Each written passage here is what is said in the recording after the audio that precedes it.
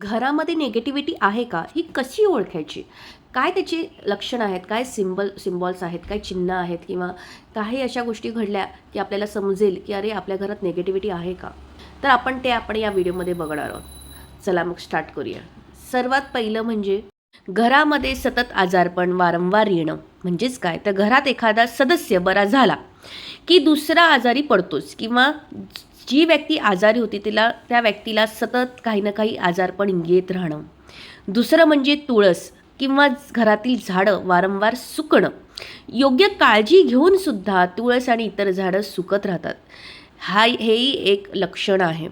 तिसरं म्हणजे इलेक्ट्रिक वस्तू हे वारंवार खराब होणं. एकदा फ्रीज, एकदा टी व्ही, एकदा AC, एकदा मोबाईल. इलेक्ट्रिक वस्तू सतत एकामागून एक बिघडत राहणं हेही एक नकारात्मक लक्षणात मानलं जातं. चौथं म्हणजे घरामध्ये भेगा पडणं किंवा फरशी तडकणं.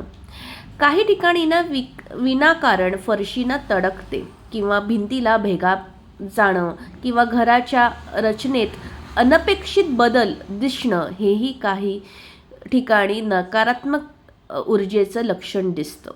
पाचवं म्हणजे सर्वात वाईट आणि सर्वात फार फार हेवी नेगेटिव्हिटी, ज्याला आपण एखादं म्हणतो की ऊर्जेची एंट्री झाली. हे कधी तर घरामध्ये पिंपळाचं किंवा एखादं झाड अचानक उगवणं, भिंतीच्या फटीत, छतावर किंवा घराच्या आतल्या भागात पिंपळासारखं झाड उगवणं काही ठिकाणी हे खूप खूप अशुभ मानलं जातं. हे सर्वात नेगेटिव्हिटी असण्याचं सिम्पटम्स आहे. म्हणजे तुम्ही अक्षरशः शून्याकडे येण्याची चान्सेस येऊ शकतात जर असं काही घरामध्ये झाडाच्या रूपात असेल तर.